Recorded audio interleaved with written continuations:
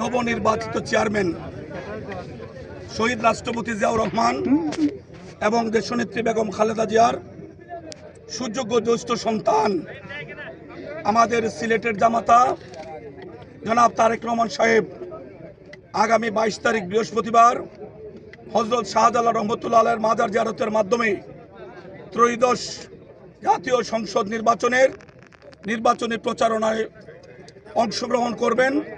সিলেট আলিয়া মাদ্রাসার মাঠ থেকে সকাল 11:30টায় জনসভার মাধ্যমে সিলেট ডিভিশনে দল জোট সাধারণ মানুষের উপস্থিতিতে নির্বাচিত হওয়ার পরে বাংলাদেশ জাতীয়তাবাদী দল এবং সমমনা রাজনৈতিক দল যারা আমরা আন্দোলনের সংগ্রামে ছিলাম, মানুষের যে প্রত্যাশা, সেই প্রত্যাশা কিভাবে উনি পূরণ করবেন, উনি নিজ মুখে প্রতিটি জনসভায় উনি সেটি ব্যক্ত করবেন। আমরা বৃহত্তর সিলেটের একটি জেলা, হবিগঞ্জ জেলার 4টি নির্বাচনী আসন, আমাদের প্রিয় নেতার নিরাপত্তা এবং সময় বিবেচনায় আমরা এই ঐতিহাসিক এই উপজেলা কমপ্লেক্সের জন্য নির্মাণাধীন মাঠে বিকাল 3টায় ওনার জনসভার জন্য আমরা প্রস্তুতি নিয়েছি। আমাদের 11টি অঙ্গ সংগঠন, আমাদের মূল 15টি ইউনিট বিএনপির, 9টি উপজেলা, 6টি পৌরসভা এবং আমাদের জোট এবং সমমনা রাজনৈতিক দল, আমরা যার যার অবস্থান থেকে আমরা প্রস্তুতি নিয়েছি। আমাদের প্রিয় নেতা আমাদের সামনে আসবেন। এটা শুধু আসার জন্য আসা নয়, এটা আমাদের জন্য একটি আনন্দের দিন, উৎসবের দিন, আমাদের আগ্রহের জায়গা, আমাদের আবেগের জায়গা। জনাব তারেক রহমান সাহেবের মুখ থেকে আমরা আগামী দিনে ওনার সিদ্ধান্তগুলি রাষ্ট্রের পক্ষে কি হবে সেটা আমরা নিশ্চয়ই শুনবো। আমরা আশা করছি আমাদের 78টা ইউনিয়নে যেভাবে উৎসাহ উদ্দীপনা সৃষ্টি হয়েছে, মানুষের মধ্যে ব্যাপক আগ্রহ সৃষ্টি হয়েছে, আমরা বিশ্বাস করি এই মাঠটিতে লোক ধারণের পরে এই লোকগুলি বিভিন্ন মাঠে ঘাটে রাস্তাঘাটে হয়তো ছড়িয়ে যাবে। কমপক্ষে 2 লক্ষ মানুষ এখানে সমবেত হবেন, এটা আমাদের দৃঢ় বিশ্বাস। আমরা আপনাদের মাধ্যমে আমরা অন্যান্য রাজনৈতিক দল যারা এই বিগত ফ্যাসিস্ট হাসিনা বিরোধী আন্দোলনে সংগ্রাম করেছেন, যুদ্ধ করেছেন, জেল কেটেছেন, রক্তাক্ত হয়েছেন এবং শহীদ পরিবার যারা আছেন, তাদের জন্য আমরা বিশেষ ব্যবস্থা এখানে তাদের জন্য আমরা করব।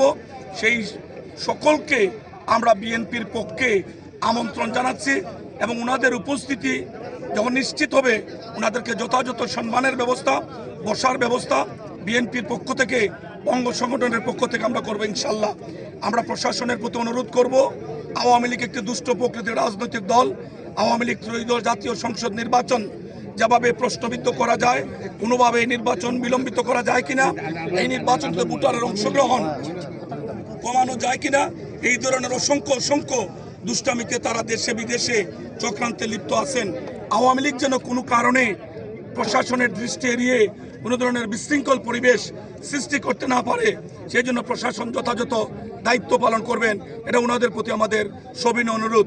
আমরা বাংলাদেশের সর্ববৃহত্তম রাজনৈতিক দল হিসাবে গত 17 বছর মামলা হামলা এবং আওয়ামী লীগের তথাকথিত অতি উৎসাহী দলখানা প্রশাসনকে মোকাবেলা করেই আমরা আমাদের কাঙ্ক্ষিত সেই গণতন্ত্রের যে প্রত্যাশা, নির্বাচন সরকারের কাছ থেকে আদায় করা এবং সরকারকে পরাজিত করে জনগণের সরকার প্রতিষ্ঠায় আমরা অগ্রণী ভূমিকা পালন করেছি।